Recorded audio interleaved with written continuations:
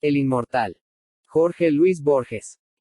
En Londres, a principios del mes de junio de 1929, el anticuario Joseph Cartapilus, de Esmirna, ofreció a la princesa de Lucinge los 6 volúmenes en cuarto menor, 1715-1720, de la Ilíada de Pope. La princesa los adquirió. Al recibirlos, cambió unas palabras con él. Era, nos dice, un hombre consumido y terroso, de ojos grises y barba gris, de rasgos singularmente vagos. Se manejaba con fluidez e ignorancia en diversas lenguas. En muy pocos minutos pasó del francés al inglés y de inglés a una conjunción enigmática de español de Salónica y de portugués de Macao. En octubre, la princesa oyó por un pasajero del Zeus que Cartapilus había muerto en el mar, al regresar a Esmirna, y que lo habían enterrado en la isla de Aios. En el último tomo de la Ilíada halló este manuscrito. El original está redactado en inglés y abunda en latinismos. La versión que ofrecemos es literal. Y, que yo recuerde, mis trabajos comenzaron en un jardín de Tebas Hecatompilos, cuando Diocleciano era emperador. Yo había militado, sin gloria, en las recientes guerras egipcias. Yo era tribuno de una legión que estuvo acuartelada en Berenice, frente al Mar Rojo. La fiebre y la magia consumieron a muchos hombres que codiciaban magnánimos el acero. Los mauritanos fueron vencidos. La tierra que antes ocuparon las ciudades rebeldes fue dedicada eternamente a los dioses plutónicos. Alejandría, debelada, imploró en vano la misericordia del César. Antes de un año las legiones reportaron el triunfo, pero yo logré apenas divisar el rostro de Marte. Esa privación me dolió y fue tal vez la causa de que yo me arrojara a descubrir, por temerosos y difusos desiertos, la secreta ciudad de los inmortales. Mis trabajos empezaron, he referido, en un jardín de Tebas. Toda esa noche no dormí, pues algo estaba combatiendo en mi corazón. Me levanté poco antes del alba. Mis esclavos dormían, la luna tenía el mismo color de la infinita arena. Un jinete rendido y ensangrentado venía del oriente. A unos pasos de mí, rodó del caballo. Con una tenue voz insaciable me preguntó en latín el nombre del río que bañaba los muros de la ciudad. Le respondí que era el Egipto, que alimentan las lluvias. Otro es el río que persigo, replicó tristemente, el río secreto que purifica de la muerte a los hombres. Oscura sangre le emanaba del pecho. Me dijo que su patria era una montaña que está del otro lado del Ganges y que en esa montaña era fama que si alguien caminara hasta el occidente, donde se acaba el mundo, llegaría al río cuyas aguas dan la inmortalidad. Agregó que en la margen ulterior se eleva la ciudad de los inmortales, ricas en baluartes y anfiteatros y templos. Antes de la aurora murió, pero yo determiné descubrir la ciudad y su río. Interrogados por el verdugo, algunos prisioneros mauritanos confirmaron la relación del viajero. Alguien recordó la llanura elísea, en el término de la tierra, donde la vida de los hombres es perdurable. Alguien, las cumbres donde nace el Pactolo, cuyos moradores viven un siglo. En Roma, conversé con filósofos que sintieron que dilatar la vida de los hombres era dilatar su agonía y multiplicar el número de sus muertes. Ignoro si creí alguna vez en la ciudad de los inmortales. Pienso que entonces me bastó la tarea de buscarla. Flavio, procónsul de Getulia, me entregó 200 soldados para la empresa. También recluté mercenarios, que se dijeron conocedores de los caminos y que fueron los primeros en desertar. Los hechos ulteriores han deformado hasta lo inextricable el recuerdo de nuestras primeras jornadas. Partimos de Arsinoe y entramos en el abrasado desierto. Atravesamos el país de los trogloditas, que devoran serpientes y carecen del comercio de la palabra. El de los garamantes, que tienen mujeres en común y se nutren de leones. El de los augilas, que solo veneran el tártaro. Fatigamos otros desiertos, donde es negra la arena, donde el viajero debe usurpar las horas de la noche, pues el fervor del día es intolerable. De lejos divisé la montaña que dio nombre al océano, en sus laderas crece el euforbio, que anula los venenos. En la cumbre habitan los sátiros, nación de hombres ferales y rústicos, inclinados a la lujuria.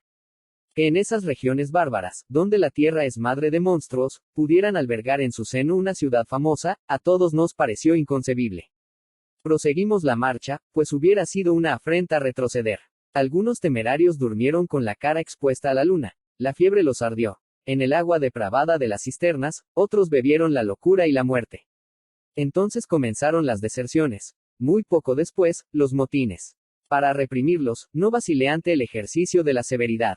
Procedí rectamente, pero un centurión me advirtió que los sediciosos, ávidos de vengar la crucifixión de uno de ellos, maquinaban mi muerte.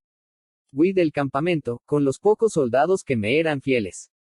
En el desierto los perdí, entre los remolinos de arena y la vasta noche. Una flecha cretense me laceró. Varios días cerré sin encontrar agua, o un solo enorme día multiplicado por el sol, por la sed y por el temor de la sed. Dejé el camino al arbitrio de mi caballo. En el alba, la lejanía se erizó de pirámides y de torres. Insoportablemente soñé con un exiguo y nítido laberinto. En el centro había un cántaro. Mis manos casi lo tocaban, mis ojos lo veían, pero tan intrincadas y perplejas eran las curvas que yo sabía que iba a morir antes de alcanzarlo. 2. Al desenredarme por fin de esa pesadilla, me vi tirado y maniatado en un oblongo nicho de piedra, no mayor que una sepultura común, superficialmente excavado en el agrio declive de una montaña. Los lados eran húmedos, antes pulidos por el tiempo que por la industria. Sentí en el pecho un doloroso latido, sentí que me abrazaba la sed. Me asomé y grité débilmente. Al pie de la montaña se dilataba sin rumor un arroyo impuro, entorpecido por escombros y arena. En la opuesta margen resplandecía, bajo el último sol o bajo el primero, la evidente ciudad de los inmortales. Vi muros, arcos, frontispicios y foros. El fundamento era una meseta de piedra. Un centenar de nichos irregulares, análogos al mío, surcaban la montaña y el valle. En la arena había pozos de poca hondura. De esos mezquinos agujeros, y de los nichos, emergían hombres de piel gris, de barba negligente, desnudos. Creí reconocerlos. Pertenecían a la estirpe bestial de los trogloditas, que infestan las riberas del Golfo Arábigo y las grutas etiópicas. No me maravillé de que no hablaran y de que devoraran serpientes. La urgencia de la sed me hizo temerario. Consideré que estaba a unos 30 pies de la arena. Me tiré, cerrados los ojos, atadas a la espalda las manos, montaña abajo. Hundí la cara ensangrentada en el agua oscura. Bebí como se abrevan los animales. Antes de perderme otra vez en el sueño y en los delirios, inexplicablemente repetí unas palabras griegas, los ricos teucros de Celea que beben el agua negra del Esepo. No sé cuántos días y noches rodaron sobre mí.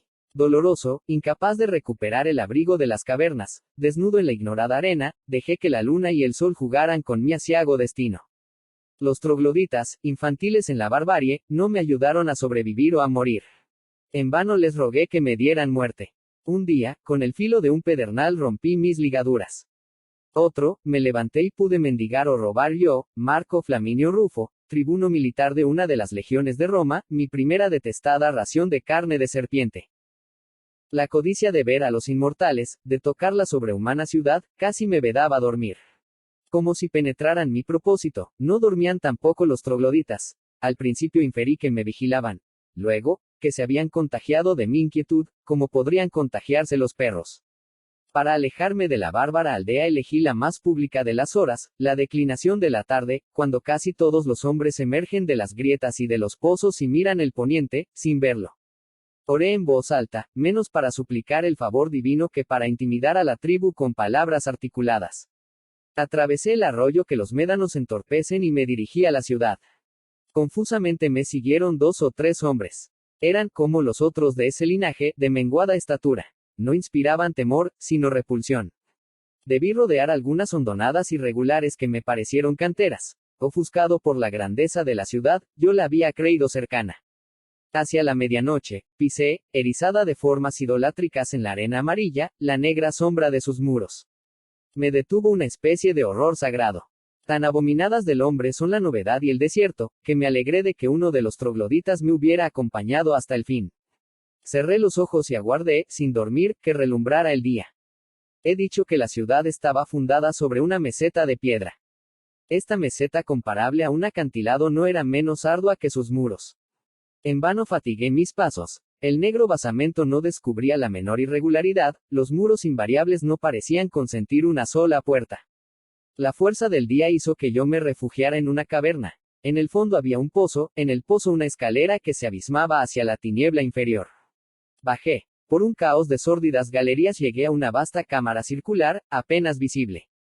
Había 9 puertas en aquel sótano. 8 daban a un laberinto que falazmente desembocaba en la misma cámara. La novena, a través de otro laberinto, daba a una segunda cámara circular, igual a la primera. Ignoro el número total de las cámaras. Mi desventura y mi ansiedad las multiplicaron. El silencio era hostil y casi perfecto. Otro rumor no había en esas profundas redes de piedra que un viento subterráneo, cuya causa no descubrí, sin ruido se perdían entre las grietas hilos de agua herrumbrada. Horriblemente me habitué a ese dudoso mundo. Consideré increíble que pudiera existir otra cosa que sótanos provistos de 9 puertas y que sótanos largos que se bifurcan. Ignoro el tiempo que debí caminar bajo tierra. Sé que alguna vez confundí, en la misma nostalgia, la atroz idea de los bárbaros y mi ciudad natal, entre los racimos. En el fondo de un corredor, un no provisto muro me cerró el paso, una remota luz cayó sobre mí. Alcé los ofuscados ojos. En lo vertiginoso, en lo altísimo, vi un círculo de luz tan azul que pudo parecerme púrpura. Unos peldaños de metal escalaban el muro. La fatiga me relajaba, pero subí, solo deteniéndome a veces para torpemente sollozar de felicidad. Fui divisando capiteles y astrálagos, frontones triangulares y bóvedas, confusas pompas del granito y del mármol. Así me fue deparado ascender de la ciega región de negros laberintos entretejidos a la resplandeciente ciudad. Emergía una suerte de plazoleta, mejor dicho, de patio. Lo rodeaba un solo edificio de forma irregular y altura variable. A ese edificio heterogéneo pertenecían las diversas cúpulas y columnas. Antes que ningún otro rasgo de ese monumento increíble, me suspendió lo antiquísimo de su fábrica. Sentí que era anterior a los hombres, anterior a la tierra. Esa notoria antigüedad, aunque terrible de algún modo para los ojos, me pareció adecuada al trabajo de obreros inmortales. Cautelosamente al principio, con indiferencia después, con desesperación al fin, erré por escaleras y pavimentos del inextricable palacio. Después averigüé que eran inconstantes la extensión y la altura de los peldaños, hecho que me hizo comprender la singular fatiga que me infundieron.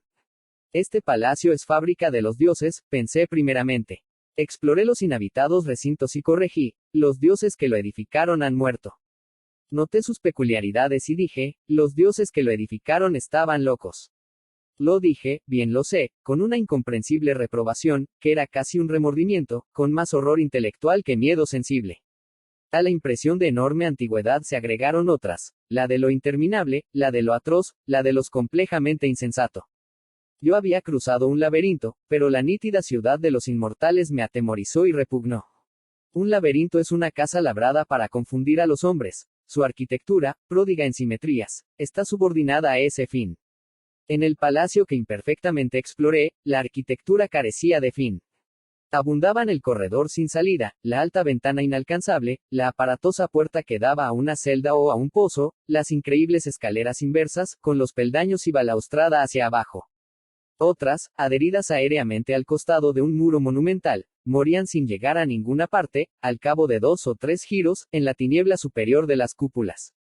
Ignoro si todos los ejemplos que he enumerado son literales. Sé que durante muchos años infestaron mis pesadillas. No puedo saber ya si tal o cual rasgo es una transcripción de la realidad o de las formas que desatinaron mis noches. Esta ciudad, pensé, es tan horrible que su mera existencia y perduración, aunque en el centro de un desierto secreto, contamina el pasado y el porvenir y de algún modo compromete a los astros. Mientras perdure, nadie en el mundo podrá ser valeroso o feliz. No quiero describirla.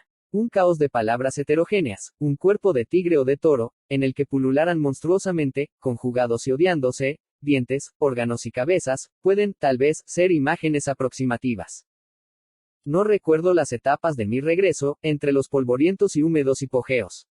Únicamente sé que no me abandonaba el temor de que, al salir del último laberinto, me rodeara otra vez la nefanda ciudad de los inmortales.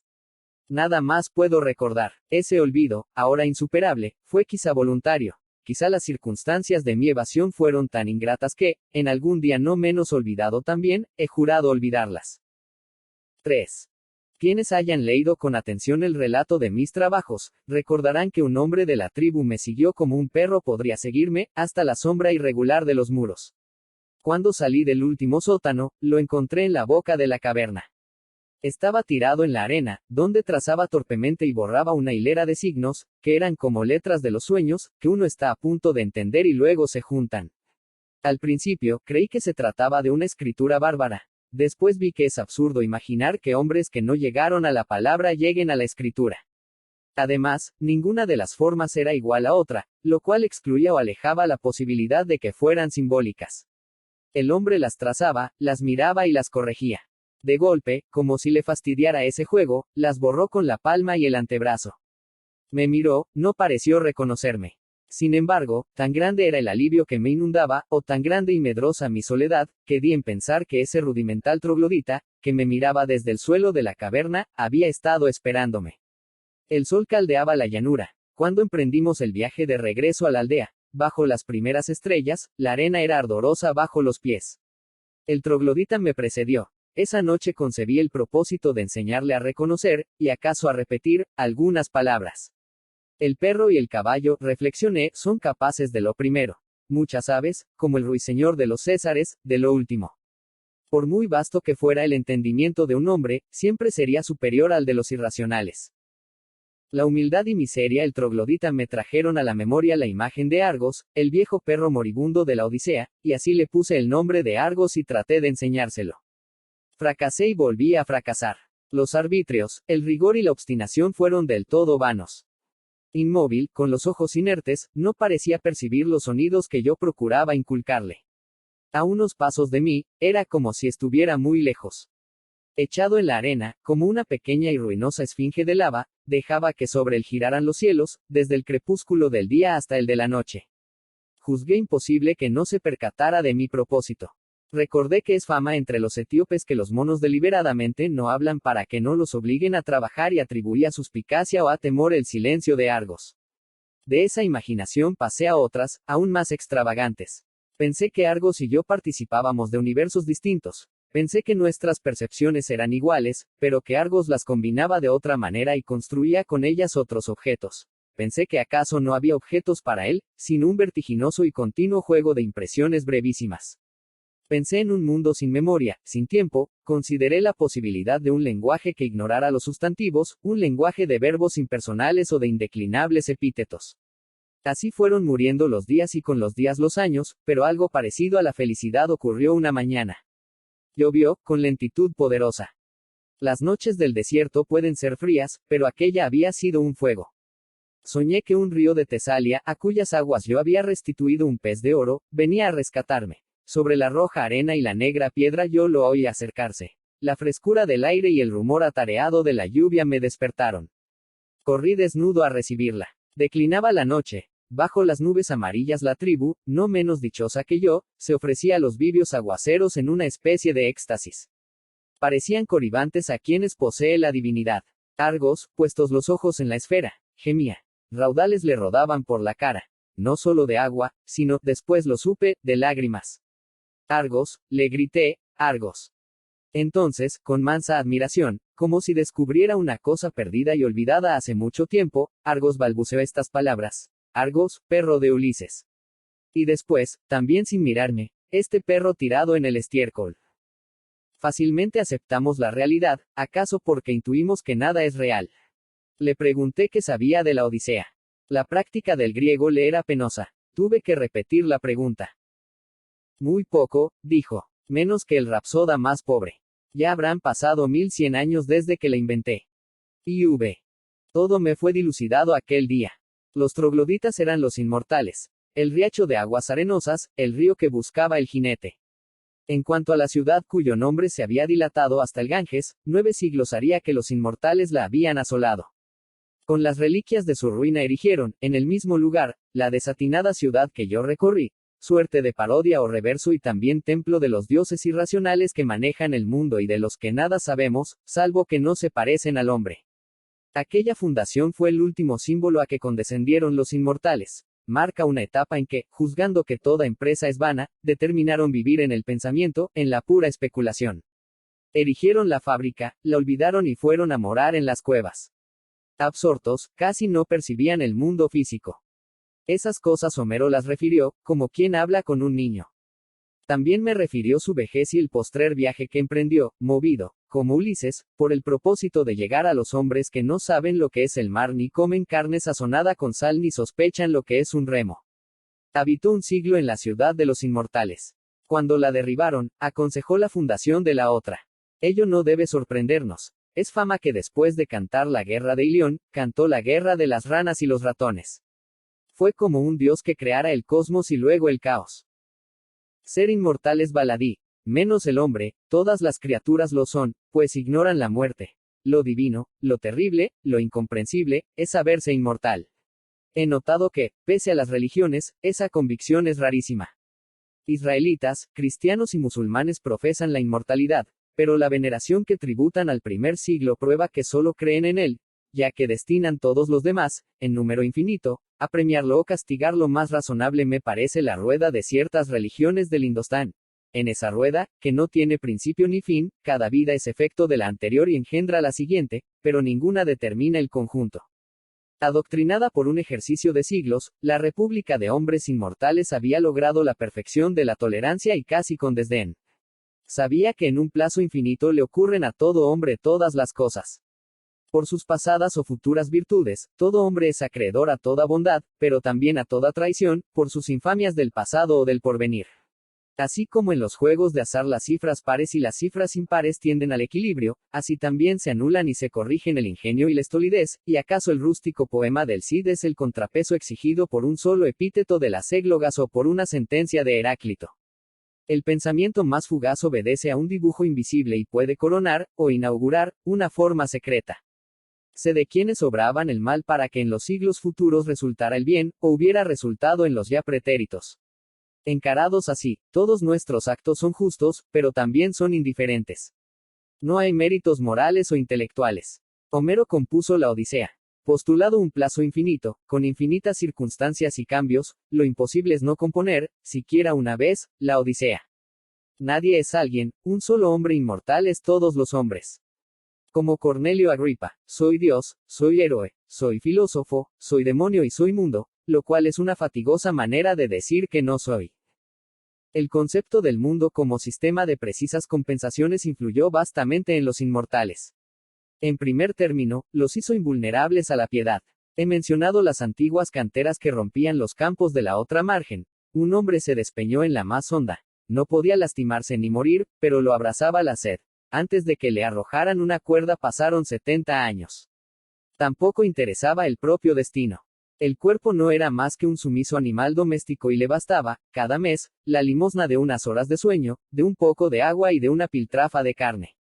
Que nadie quiera rebajarnos a acetas. No hay placer más complejo que el pensamiento y a él nos entregábamos.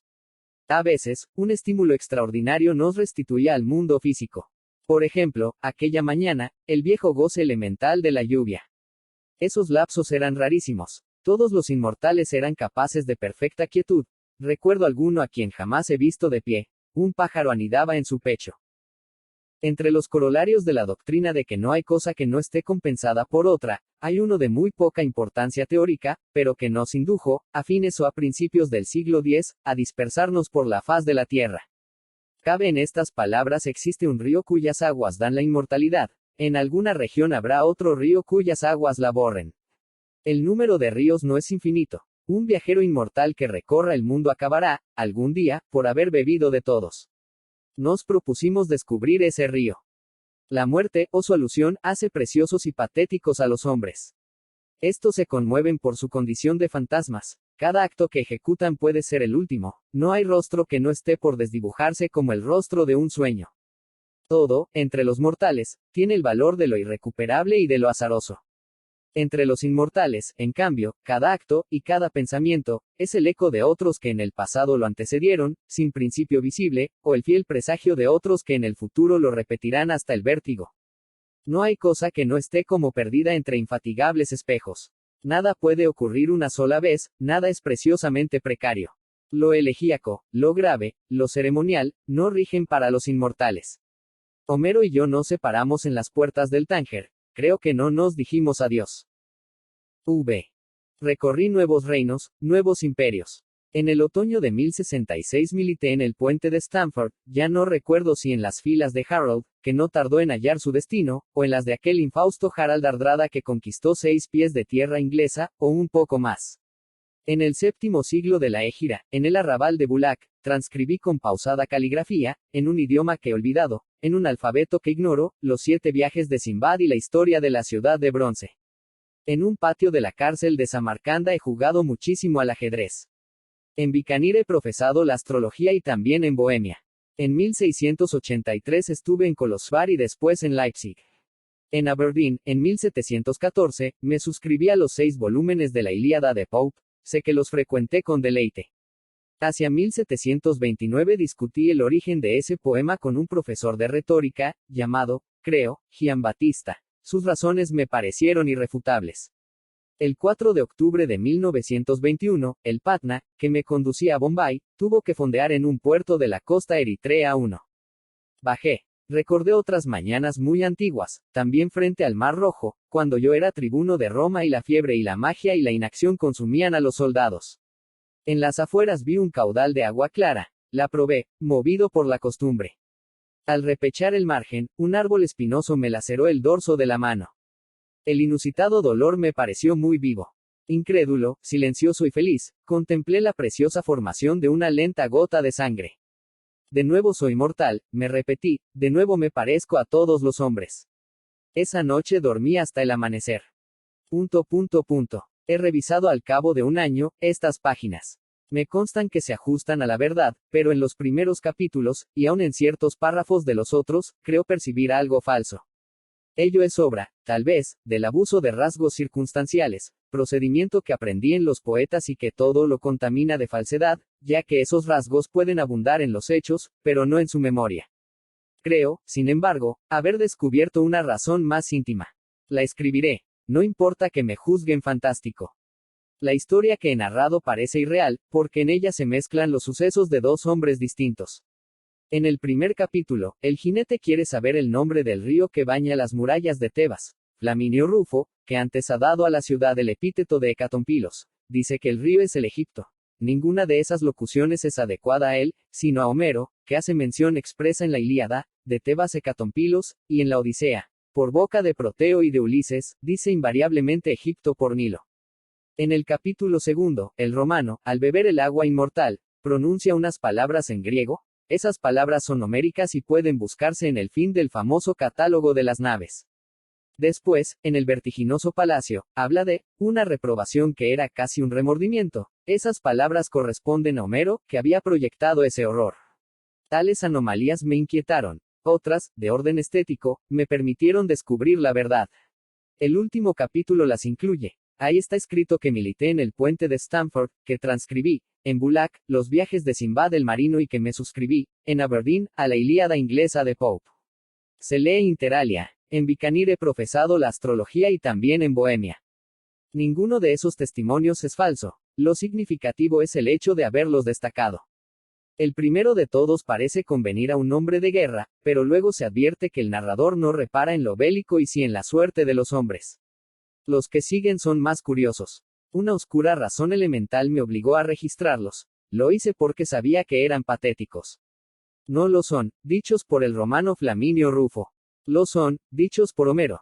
Es raro que éste copie, en el siglo XIII, las aventuras de Sinbad, de otro Ulises, y descubra, a la vuelta de muchos siglos, en un reino boreal y un idioma bárbaro, las formas de su Ilíada. En cuanto a la oración que recoge el nombre de Bicanir, se ve que la ha fabricado un hombre de letras, ganoso, como el autor del catálogo de las naves de mostrar vocablos espléndidos 2. Cuando se acerca el fin, ya no quedan imágenes del recuerdo, solo quedan palabras. No es extraño que el tiempo haya confundido las que alguna vez me representaron con las que fueron símbolos de la suerte de quien me acompañó tantos siglos. Yo he sido Homero. En breve, seré nadie, como Ulises. En breve, seré todos, estaré muerto. Postdata de 1950. Entre los comentarios que ha despertado la publicación anterior, el más curioso, ya que no el más urbano, bíblicamente se titula A Coat of Many Colors, Manchester, 1948, y es obra de la tenacísima pluma del Dr. Nahum Cordovero. Abarca unas 100 páginas. Habla de los entones griegos, de los entones de la baja latinidad, de Ben Jonson, que definió a sus contemporáneos con retazos de Séneca, del Virgilius Evangelizans, de Alexander Ross, de los artificios de George Murray de Eliot, y finalmente, de la narración atribuida al anticuario Joseph Cartaphilus. Denuncia, en el primer capítulo, breves interpolaciones de Plinio, Historia Naturalis, v. 8, en el segundo, de Thomas de Quincy Writings, 3, 439, en el tercero, de una epístola de Descartes al embajador Pierre Chanut. En el cuarto, de Bernard Shaw Back to Methuselah, v. Infiere de esas intrusiones, o hurtos, que todo el documento es apócrifo. A mi entender, la conclusión es inadmisible. Cuando se acerca el fin, escribió Cartaphilus, ya no quedan imágenes del recuerdo, solo quedan palabras. Palabras, palabras desplazadas y mutiladas, palabras de otros, fue la pobre limosna que le dejaron las horas y los siglos. A Cecilia Ingenieros.